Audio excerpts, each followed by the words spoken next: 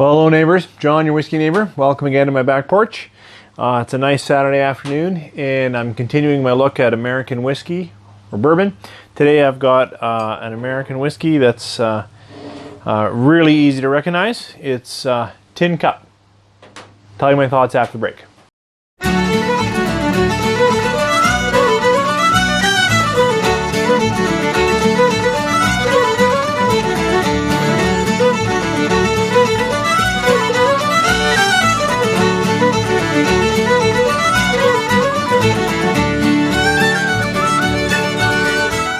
All right, well, again, thanks for joining me on the deck today. It's a beautiful day. You know, there's a bit of a breeze, so it's not building up too hot.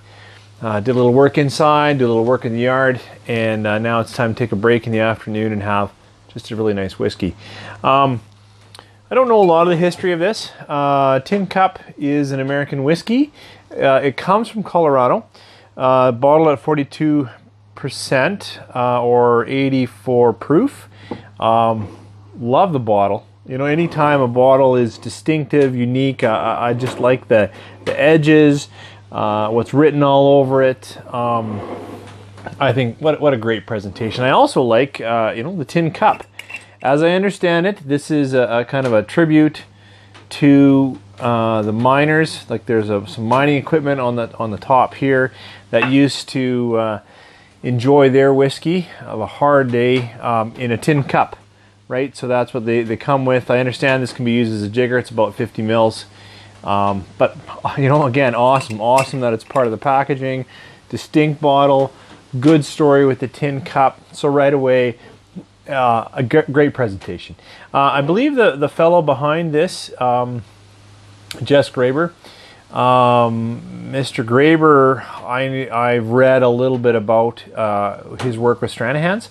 I understand that he was part of the founding of that single malt. Now I've seen that on the shelf, but I haven't had any Shanahan's single malt, so I can't comment on its flavor profile. But I know he was doing that before he came over and started the Tin Cup Whiskey Company. I have heard or read both that this is sourced from MGP in Indiana and then brought to Colorado, cut with, as it says even on here, made with pure Rocky Mountain water. So they make kind of a big deal of cutting the whiskey that they choose with mountain, Rocky Mountain spring water, which is kind of cool. I live in Alberta, so I feel like I have a bit of connection to the Rockies, a little higher up, a little more north. So what can I say? Sourced, cut. Oh, I've also read that the reason why this is an American whiskey, not a bourbon, even though it is predominantly corn, I've heard somewhere in the 60% corn in the mash bill, is that after it's mash fermented, distilled, aged, then brought over to Colorado, they also put some Shanahan single malt in this to get the flavor that they want. Now, of course, as soon as you mix a whiskey, after all of that, you can't call it a bourbon in the U.S. So that's why it's an American whiskey, not a bourbon. I've also heard it's higher rye. Let's see what I catch on the nose.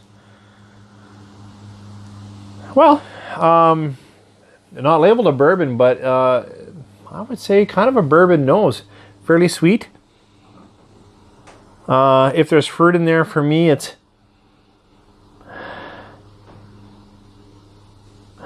somewhere between cherry, but not quite that rich red. So maybe another sweet fruit.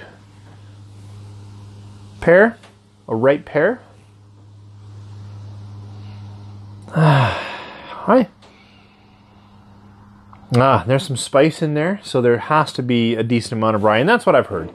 That it's about 30% rye, somewhere in there. And I would the nose suggests that. Got a bit of spice. Second nosing, third nosing, when you get in there.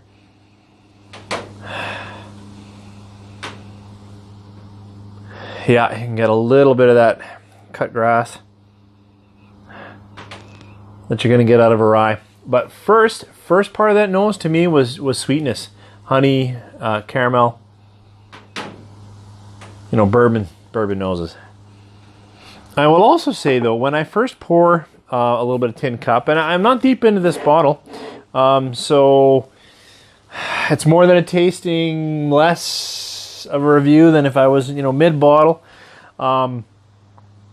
But when you first splashed it into a cup, actually the room, you know, if you pour whiskey, you'll notice that fills the room. Actually was a little bit of ethanol, a little bit of solvent, a little bit of nail polish. I didn't like that. I will say here on the deck, of course, with air moving through, it's nicely dissipated. So that's good.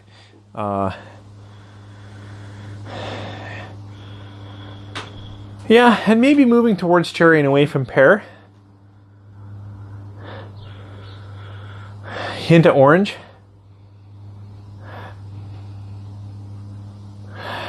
Yeah, and there's just that edge of that solvency. All right, I'd like to give it a taste.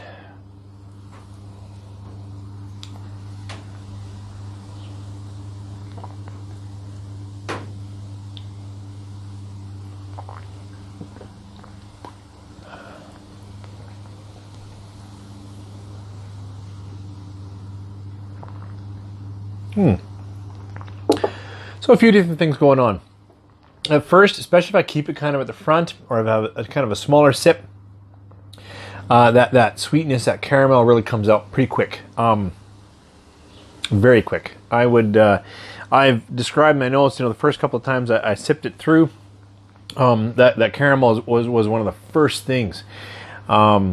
Thankfully for me, you let it roll around your tongue, you have a second sip, you kind of spend a bit more time, then some of the spice, the pepper, the wood start to come out, and I like that in a whiskey. So thankfully it's there. The sweetness is backed up by some body.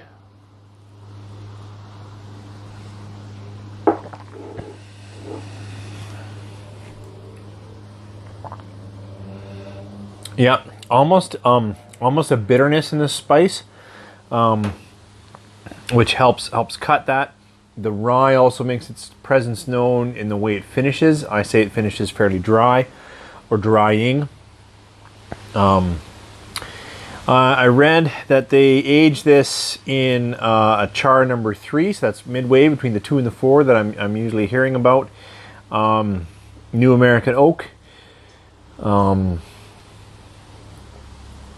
Maybe some of that char in the finish, maybe, but a little bit of bitterness too.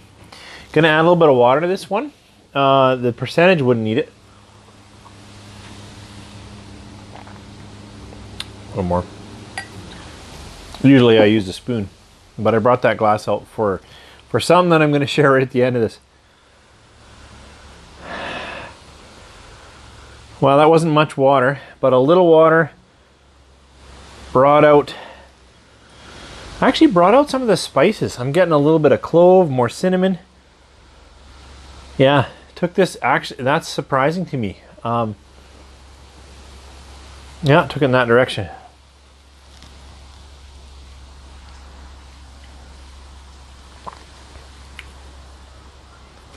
Yeah, and actually mid-pellet, smoothed it out a little bit, so I can go right from the high caramel, vanilla sweetness, little honey, right into the spicy on the edge. That I actually like. You know, water wouldn't be necessary in this in terms of proofing, but just a hint of water that I did there, you could saw it really wasn't much. Actually, didn't hurt it, and brought out the next layer of caramel sugars or sweetness or cinnamon. I got to finish all this water to show.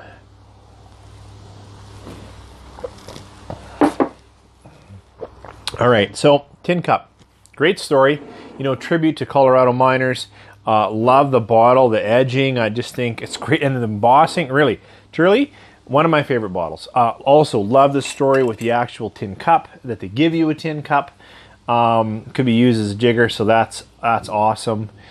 I know, you know, having read about Jess Graber a little bit, obviously knows that he's doing with Shanahan's, and then for him to source what he needs out of MGP, cut it Colorado, you know, blend in a little bit of single malt to get the taste profile he likes. You know, there's some serious cred behind this bottle.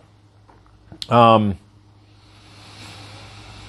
not a big fan of the nose. Today, actually, out here was probably the best nosing I've had of this. The first, you know, few drams of this really, I got too much solvency.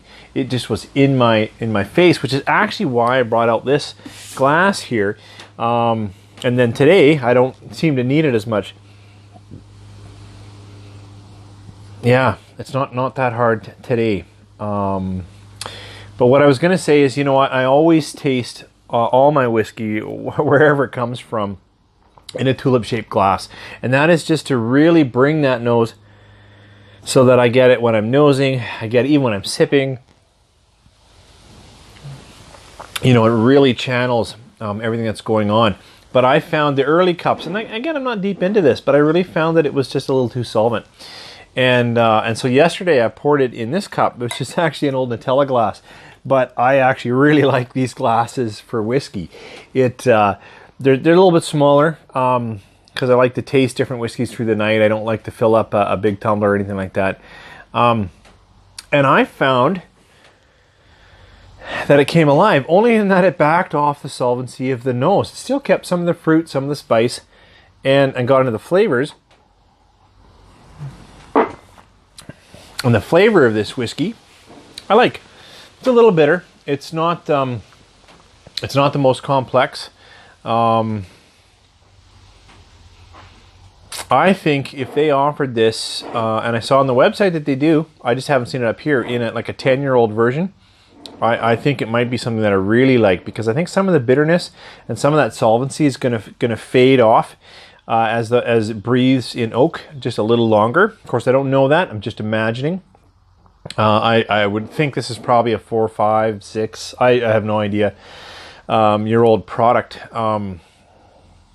But it's got a lot of the right things happening here. Even the nose has got some good things. The flavor, actually, I like quite a bit. I have no problem pouring this. I enjoyed it last night. Poured in this kind of glass. So, you know, no, I don't take it as a negative knock that I said, you know, maybe try putting it in a small tumbler. Only because actually you won't be greeted with the solvency of the nose, and then you end up with getting into the flavors, and I think the flavors are nice. It's stronger rye. It's got a little spice to it, but it still has some nice, you know, corn sweetness, caramel, and yeah, clean, smooth drinking. Surprising today when I added water to it. I added a little last night. I thought it did nothing to it. But today, just out here on the deck, a little bit of water brought out some spiciness. Actually kind of smoothed the mid palate so it didn't get into the bitterness kind of until the end. And in the end, I was looking for a clean cut. So, yeah, boy. I knew what I was going to rate it coming into the review. And now, you know, I'm on the edge of giving it more. But I'll stick with what I thought. You know, I'm going to give it a 3.5 stars. That's just out of 5. For me, that put it, I know you can't numerically bump that to out of 10 and then bump that to out of 100. So if I were to try to, and I haven't given it a number rating on my own reviews, you know, somewhere around 86, somewhere in there. Actually, I kind of like it. And I love the story, love the packaging. Anyways, guys, thanks. I'm rambling, only because it's nice to finally be on the deck, take a break from the Saturday work.